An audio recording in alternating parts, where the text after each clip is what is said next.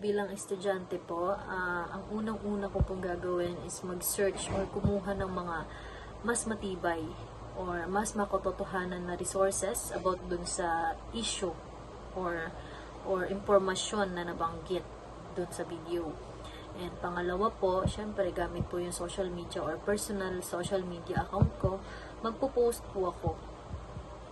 about dun sa issue na yon para po maitama at para po maging klaro na may mga maling nabanggit po dun sa video about dun sa information na yan.